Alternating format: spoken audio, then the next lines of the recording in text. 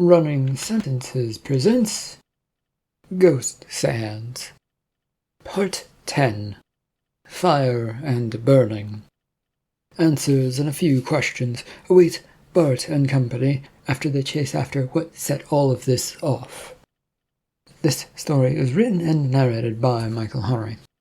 It is a work of fiction, so any names, characters, businesses, events, and situations within this story are products of the author's imagination. Any resemblance to real people, situations, characters, businesses, and/or events, and/or fictional ones, is purely coincidental. Copyright 2024, Michael Horry. All rights reserved. With a loud moan, Zevian felt himself flicker back to consciousness as his eye opened.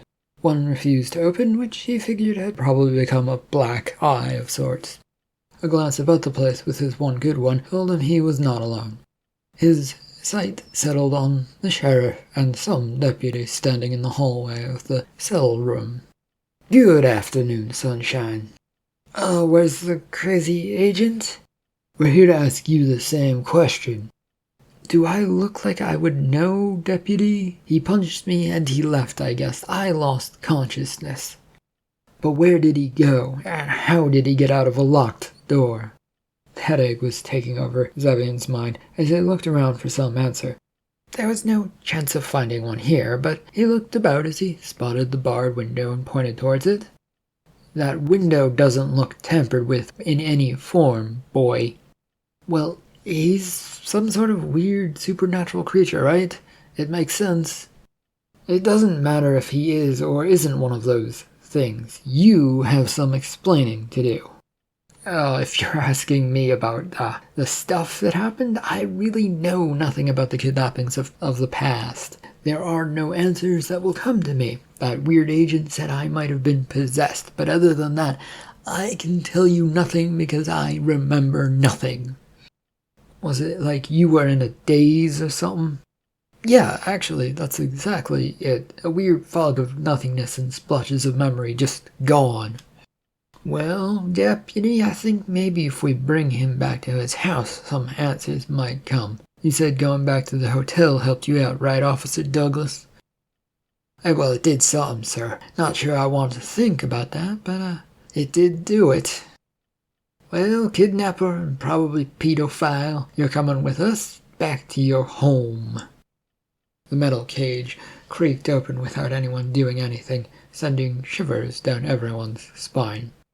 When nothing more happened, though, Deputy Douglas went in to wrangle Zevian out of the room. Having dashed out of the hospital in an ethereal state, Mark gathered his wits. It had been a long time since he had had to do that kind of thing, and it took a bit of energy to do it. He glanced down at himself to make sure he and his clothes were still in one piece as he formed back into a solid shape. He had, so his attention turned to the busy road which he stepped out onto as a car came screeching to a stop before him. His hand went to his pocket, pulling out a badge as he approached the driver. "I'm Agent Mark, working for the Government Federal Investigation Unit. I need your vehicle." The window had only just begun rolling down by the time he'd gotten to it, to his annoyance. A young man and a woman were in the front seats, looking rather shaken. "Out of your car, now." "What?" The badge was shoved in the driver's face as Mark opened the door, pulling the handle from the inside, since the window was now fully down. "This car is being taken for use in a federal investigation into disappearances in the area. If you don't want to disappear yourselves, give me the car." He glanced towards the hospital entrance, spotting 3 figures coming out of it who looked familiar as he yanked the door that final few inches open. In the moment, he was unbuckling the belt once the door was out of the way, as the passengers were quick to abandon their car. The driver was still confused as to what was going on, and forced Mark to grab and drag them fully out onto the pavement. With them out of the way, though, he jumped in and raced off. The sheriff had dragged Zevian out of the cop car and onto the lawn of his home, dropping the man there. There was a bit of sputtering from Zevian, but the sheriff didn't take notice of it. Instead, he just found himself staring up towards the second floor, and was joined by his deputy, Douglas. "You see that?" The light stuff on the second floor? There was a heavy red glow coming from the entire top floor of the home. Yeah, that stuff looks weird and calming, and I don't know about it. We should go check it out, Sheriff. The sight was rather intoxicating and felt like it pulsed, with every other second passing. Franks tried to think what might be causing this, as his hand went to his gun. No doubt something supernatural was going on, but what it was felt beyond his simple knowledge. His feet carried him a bit forward towards the front door, but stopped short of going too far. You think it's a good idea with all the shit that's happening to go in there? We got no answers and we're cops. Isn't that what we're supposed to do? We go find stuff? Hell no, Depp. We don't risk putting our lives on the line. That kind of shit is for those who want to die, and, those firemen people. What are you two looking at? Zevian had, at some point, managed to get his feet, and now stood by the side of the sheriff, not where the sheriff wanted him to be, since it was too close, and he gave off a weird feeling. You're useless. No one believes anything you say, so shut up and go away. We're looking at a red light, mister, on the second floor. I don't see anything up there. Are you two okay? You're seeing things. Come find your new home. See the greater world and what it has to offer you, Sheriff and Deputy. The strange new voice filled the sheriff's mind, and the deputy's mind, with a warm but odd comfort. It was compelling to listen to, and to follow what it had told them to do. Going into the house and upstairs seemed like the most natural of things to do, as they began to do just that. The car carrying Laura, Bart, and being driven by Agent Colby screeched its way through the streets. It was closing in on Zevian's home, while a light flashed from the spot on the dashboard, and the siren wailed. None of this makes any sense to me, so if you two could be so kind and fill me in on a little bit.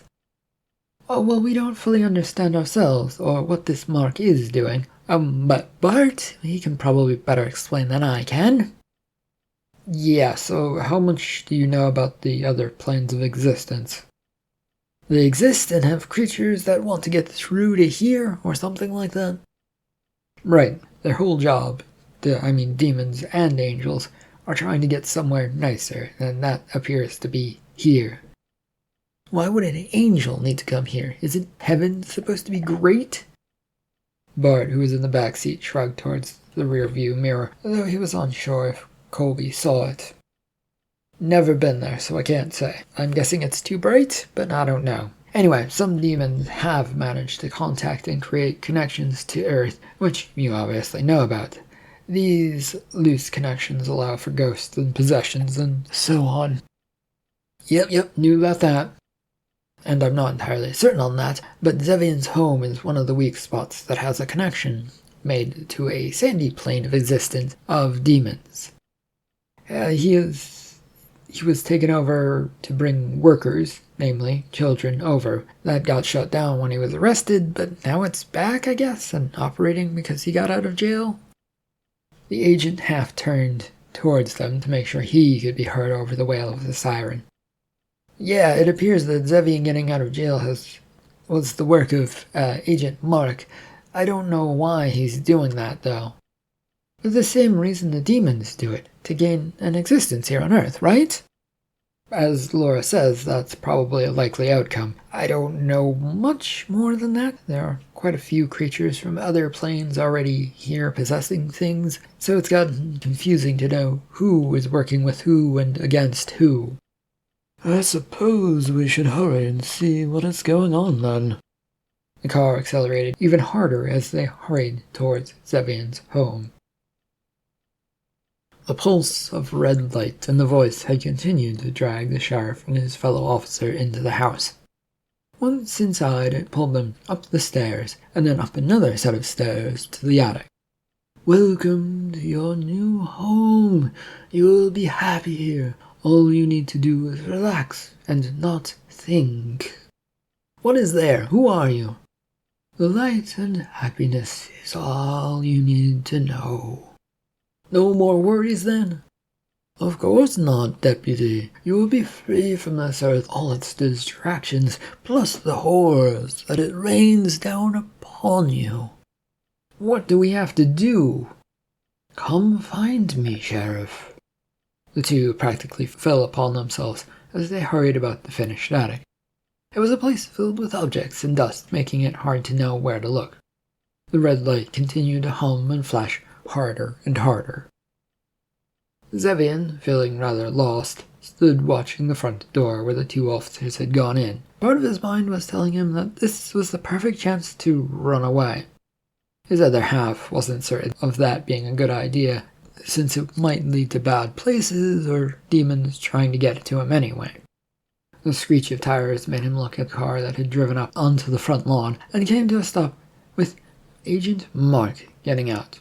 He took one look across at Zevian and came towards him, which made Zevian take a step backwards. I have nothing for you, no memories of anything, whatever it might be, is in the house, though. It's upstairs. What makes you say that?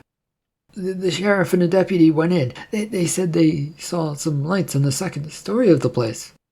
And you didn't see them? No, there's nothing there. Do you see them? The agent turned to look and cocked his head in a funny direction as he considered the home.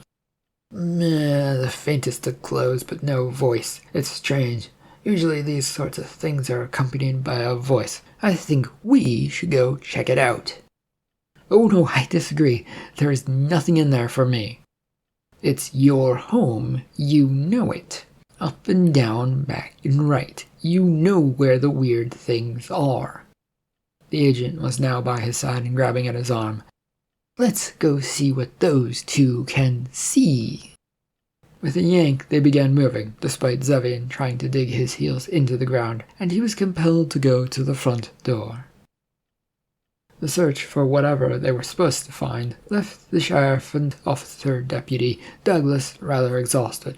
They'd torn about the attic, but nothing had granted them that feeling of safety, and the only thing that had created any sensations were these paintings by the side of the room. They were now standing before the darkly eerie-looking things, painted in a heavy, dark oil paint, and they couldn't look away from these self-portraits. Is this it? No, I doubt it. The voice said a feel-good feeling would come to us.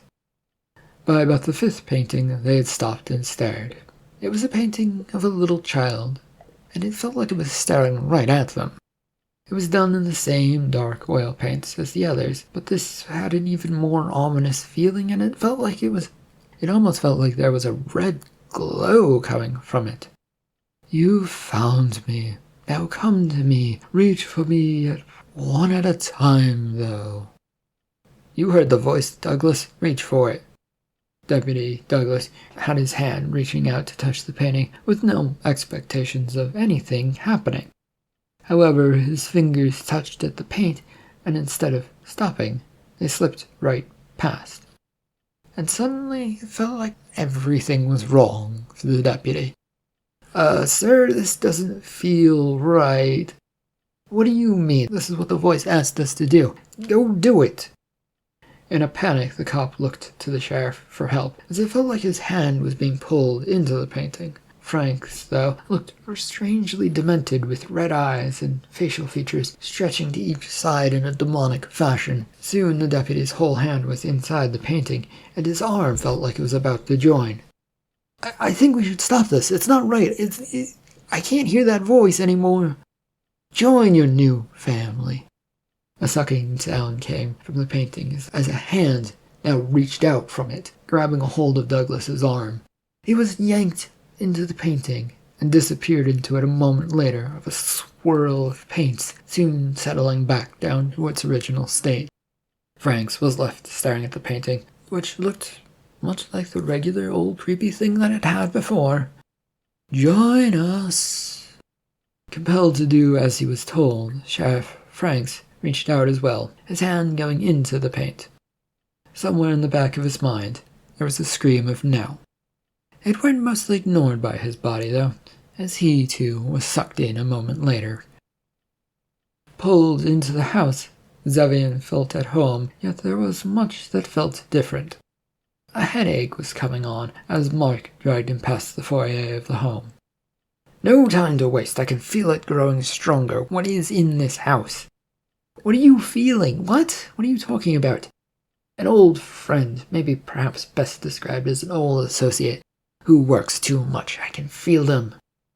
What does that even mean? An agent from your organization? Or one of your supernatural friends? What are you talking about? A hand clapped against Zevian's back as the agent hit him in a jolly sort of way. It propelled him forward, which was not nice at all, as he spun upon Mark.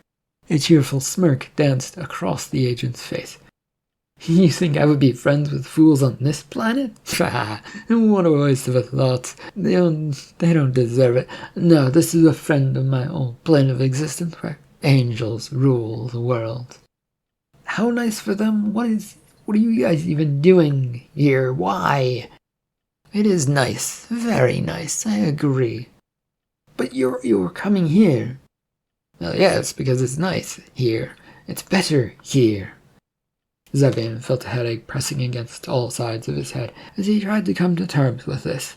It didn't make sense as to what was going on, and the supposed creature that had controlled him had made him do things. Supposedly kidnap children, but why?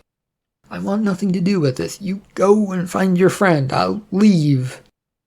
Oh, you were chosen for your inability to fight against the thoughts in your mind. A weakling who was easily swayed to help out. And now, I'm going to offer you to meet my friend, who is upstairs. Start moving. With a bump and a heavy lurch, the car that Agent Colby was driving came to a stop. It nearly collided with another vehicle parked on the front lawn, but had an abandoned look to it, with its keys still inside. Bart was out of the car and helping out Laura in a second as the wind began to howl around them. This is the house, right? Yeah, this is the home of the kidnapper. Good. I am at home at last. The agent took off in a bolt of a flash, disappearing towards the house. A moment later, heavy thunder began rolling all over the place. What is going on anymore? We're being used again. Why do they want us to come here? Of all the places in this world that is filled with misery, this one is pretty high up on it. Maybe they think we can prove something if we're here, or they're just using us to get around. A flash of lightning ripped across the sky, followed mere moments later by another round of thunder.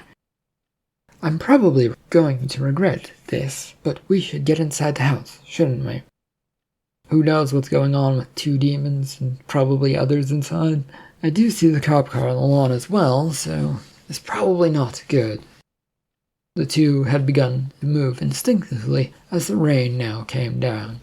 It was a hard driving type that felt like it was pelting them from each side.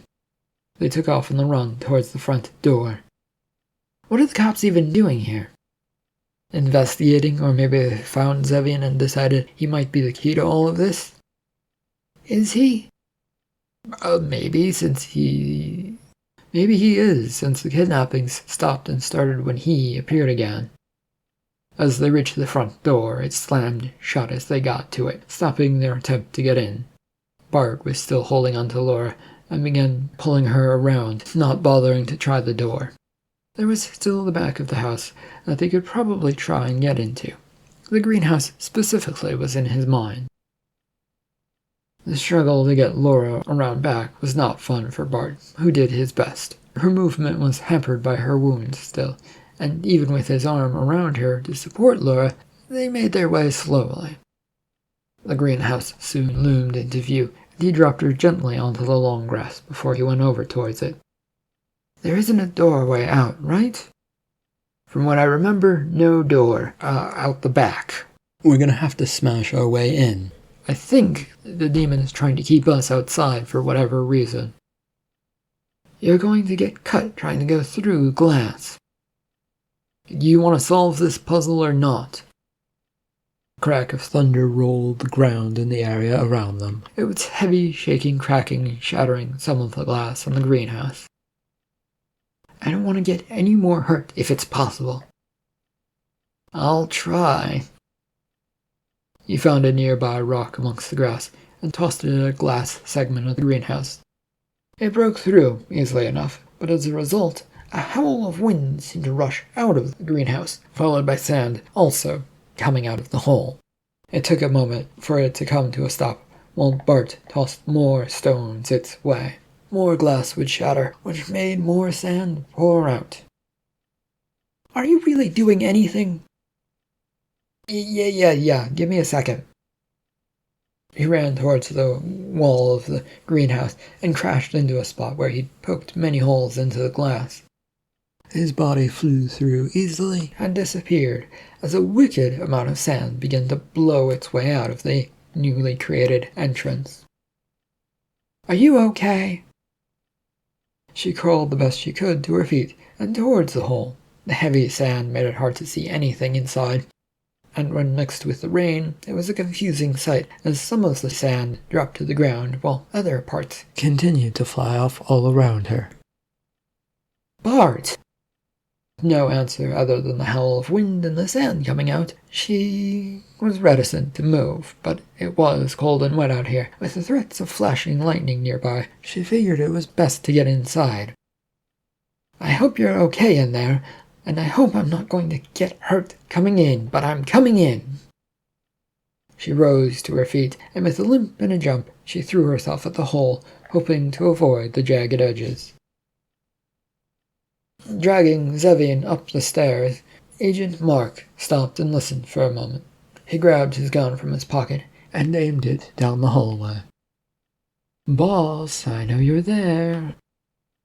"Your senses are too good for this old figure." He couldn't see his boss, Colby, since the man refused to come around the edge of the staircase wall and into the hallway itself. "What are you doing here?" "Stopping you from doing something stupid. Our side doesn't want to open this plane of existence yet." "What?"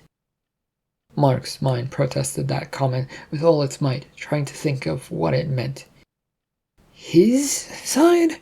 Surely he would have smelt the stench of a demon on Colby, having dealt with him for years, but he'd never gotten to that. "You're from another plane, then?" "Of course I am. Do you think we'd allow anyone into our unit if they weren't?" "That isn't going to stop me." He fired 2 shots into the wall where he figured his boss might be, one high and one sort of low to make sure that there was no escape from damage. "Do you feel it, by the way? The demon downstairs who broke in?" "Yes, Bart is here to stop things as well. Good for him. But it doesn't matter. I just have to get where I need to go, and the worlds will combine."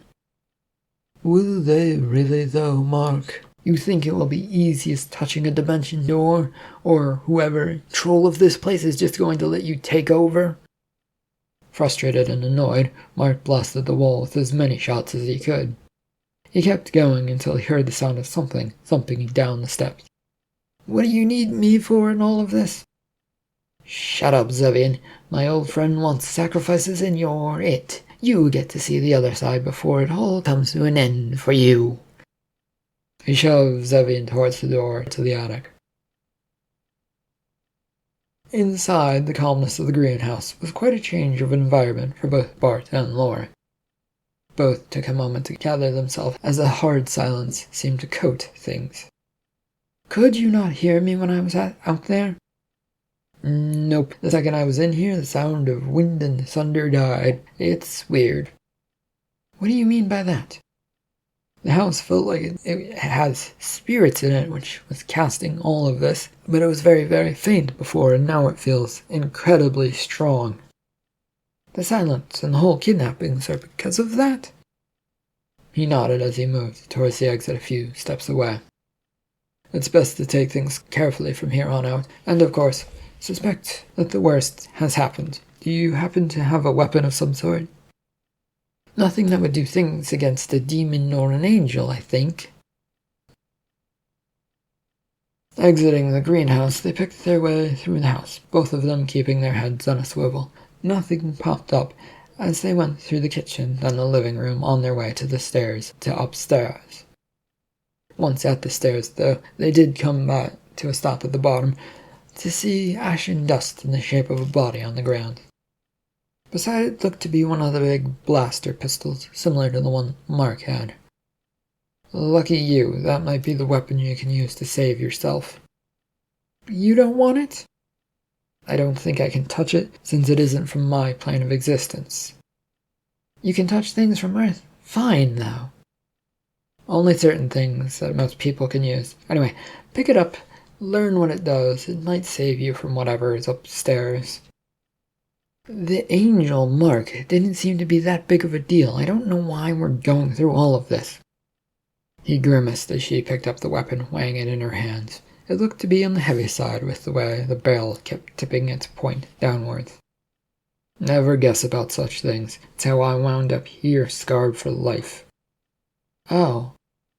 She then hefted the gun about and lost a bit of control as the weight shifted and promptly touched Bart. A hiss and smoke came off his skin as she quickly pulled it back. Ow! Sorry. He shook his head and held his arm where the gun had touched, then began to clamber up the stairs after carefully not touching the ash on the ground. The reverberations of thunder and flashes of lightning felt right to Mark as they stood in the attic. He was looking about for his associate who'd done all of this work, but they had yet to show up in any form. I don't want to be the sacrifice to some demon. Angel. It's a sacrifice to an angel, Zevian, and it should be a glorious thing. You want to go to heaven, don't you? I don't want that either. Zevian had scurried away towards a corner since he'd broken free of Mark's grasp, and Mark didn't mind at all as he blocked the way to the stairs. There would be no getting past him by that little freak, and his senses, though, were tingling that the two from the hospital were now closing in on him. There was no time to deal with them, though, and the world could be unleashed to angels. Gustav, are you there? Where are you? I can feel you. My old friend Mark, is it? Yes, where are you? A glow from the painting came off to the side, and Mark moved towards it with a grin. Is this how you were able to access this plane? How simple, how easy. Do you have a gateway open for us? I need help on that part. Well, I've brought you a sacrifice. That could do it for you. Come, Zevian, who I believe you've been using to do your dirty work. That should complete your circle, right? There was a heavy red glow about the room that bathed everything, and Mark was enjoying it. They were interrupted, though, by the sense that two meddlers were at the door to the attic. What circle are you talking about, Mark? The one letting us through. The angels will take this plane of existence and shut it down for demons. It's what we've been working towards since forever. No, no, no. This is for me only. Only for you. What do you mean, Gustav? How can this be? This is for me alone. I will take over this realm and all it offers. I have no need for you and other angels. There was a loud bang at the door to the attic, which made Mark turn to deal with that. Excuse me for a moment. I have to deal with things, and then I will deal with this. He stormed his way over to the staircase, drawing his gun and checking to see how many rounds he had left. A good 4 of them were left, which was less than he would have liked. It was hard to hear with the heavy rain and occasional crash of thunder, which shook the house as the silence now faded. Bart held steady at the door, trying to ease it open to get to the attic. He figured that Mark already knew that they were there, since he could feel the otherworldly presence that seemed to dominate the area. Are we going in or not? He's got the ability to shoot us, and probably change forms, so no rushing in. Why don't you change forms then? You can do that, right? I mean, you did that when we broke into and then out of that place. I can, but I cannot control it. Another version of me takes over and does whatever they want. Let's wait a moment and see if Mark acts first. Why would they act first? They're in control of the situation. Bart knew that she was right in that assessment of the matter, but he couldn't make himself move. If they acted, they would get shot or attacked. If they didn't act, they might likely also get shot and attacked. Stay back and stay behind me then. I'm opening the door. Why should I let you take all of the risk? She moved before he could respond, and she was around him and had the pistol pointed at the door a bit upwards. 2 shots followed up the stairs, then she got out of the way. Now try the door. The big holes left in it left little to actually open now, though, but what was left sort of opened on its own. Agent Mark, we wish to talk. Now we're talking? Shush. He's still got bullets, and those things rip through wood easily enough, apparently. There's nothing to talk about, you two. The last pieces of the puzzle are now fed into the machinations that will bring about an end to this plane's of existence and its owners. You really think we're going to let you do that? I fed Zevin into the painting, and now all that is left is to wait. You're too late to do anything, you two. In fact, come up here and see heaven and hell for yourselves. They came up the stairs slowly, keeping an eye on for any traps, though they spotted none, and once up there in the mostly finished attic, they found themselves bathed in a red light. The agent was sat in the middle of the room with a painting in front of them. The fucked up paintings that felt off? Really? Yes, I suppose they were well hidden to keep away from those suspecting Mr. Gustav. Is that the one who's doing all of this? Yes, he set this in motion to take over, and now he doesn't want to share it. Pity. Angels would have made this heaven, but can't control us all, I suppose. Now I guess it's up to me to fix this. A crack and thunder rolled the house, shaking it to its cores. You're going to try and escape through the painting, aren't you? How is that even possible? Oh, it's a portal to another plane of existence. I'm not sure where exactly, but it seems to have a lot of sand. A flash of light hit the roof, lighting it up as the wood, though wet, began to catch fire. The rooms slowly and then quickly began to become much warmer. Gustav, are you here? If you are, your dreams are about to end. Why would you say that? I believe that is your only way in and out of here. Your connection to this world is about to be severed by whatever god rules this realm. I will rebuild it. This is but one spot I happen to control. There are others. Mark, there is a change of plans. The agent, who had been staring down at the painting, reaching their hand towards it, stopped. They looked up, surprised and frowning. Snap out of it, Mark. You're independent of your former associate, I think. You're about to be used by them. They want you to be their slave, and they'll toss you aside. The look, though, in the agent's eyes was a dull one that was still 1,000,001 miles away. I have a job to do, you two. Yes, take what is mine, and leave. The second he leaves the house, Gustav, with that painting, your connection is going to die. You're no longer going to be able to control him. He might forget all about this. Might even wonder why he's got a painting. He might even try and destroy you by coming back to your realm. Risks to be taken. Survival is all I care about. The fire and rain had been mixing together as they fought to take over the now growing hole in the roof. Smoke had obscured things, making it hard to breathe and see.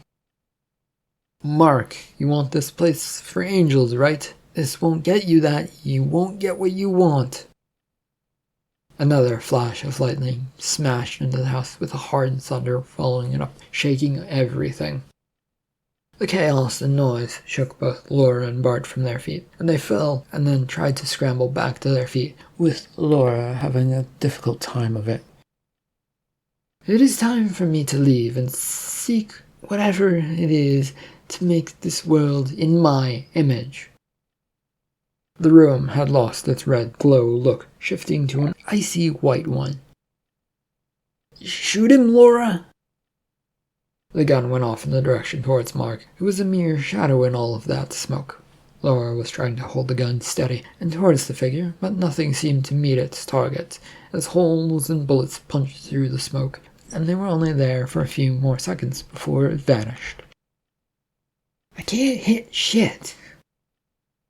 "Well, let's just get out of here. The fire's taking over." He grabbed a hold of her arm and began to help guide her out of the attic. The rain slackened a bit as they stumbled out, coughing to themselves, to the front lawn, the sounds of sirens, which were somewhere far off. It took only a moment for Laura to begin moving around towards the back of the house, though. "What are you doing? Where are you going?" "I want to finish the job. I won't let Mark escape so that he can get out of here." Summoning whatever strength she had, she was gone from view, and he was left to chase after her. The fire had taken most of the attic and was working on the second story of the house as they approached the back lawn. A glance showed no signs of someone landing around or near there, but there was the greenhouse, which they eventually settled to stare at. There was a jagged portion of the roof that looked like someone had broken it from a fall, and there was also no longer that weird sand pouring out of it as they went. Inside, they took a moment to recognize the body of Mark, half buried by sand, half sort of crushed. The two hurried over, since the heat from the fire was becoming a lot, and it was still very, very nearby. "Is he alive?" "It doesn't really look like it." Bart reached down to feel for anything, but the second he touched the body, it turned to sand. Pushing the rest of it out of the way, he began looking for the painting. "Where's the painting?" "Not here. There is a chance that it is still upstairs, burned, or perhaps, hopefully, it hasn't disappeared into another plane of existence." "How would that happen? A portal, a door, something?" He grimaced as he stood back from the fiery house. "Maybe, yes. Let's just get out of here." The two hurried away. Mark felt his eyes open to the bleak darkness that greeted him. He remembered jumping and holding on to a painting, and then nothing. The sound of shuffling feet made him sit up, despite the pain that was all over him. "Hello?" "Ah, a new one has arrived. Welcome to the Caves of Darkness. You have been dropped off here as the plane you are on and the one you are a part of no longer wants you. Is Gustav here?" A light flickered, showing a hooded figure with a long cloak that hung over their face. It stood near a cave passageway and showed what little light that there was didn't show much. "I believe he's one of the ones with the bright ideas to jump into the pits. Haven't seen or heard from him since then." Despite the pain, Mark shot up and ran for the entranceway that he could see. A way out was a way out. He wasn't about to let that go. The angel Gustav trod up the latest red sand dune. He'd done his job on Malphas, though the creature had mostly escaped. It was the one down in a world of many, but he could hunt him down and finish him off at any point, really. And anyway, it was one mind down in a world of far too many minds trying to beat him to his goal. It was a good thing he had all the time in the world, as he stared out at the hundreds of mining operations all around on the sandy dunes, trying to push sand out of the way so that they could get to Earth. End of part 10 of Ghost Sands. And the end of Ghost Sands. Thank you for listening.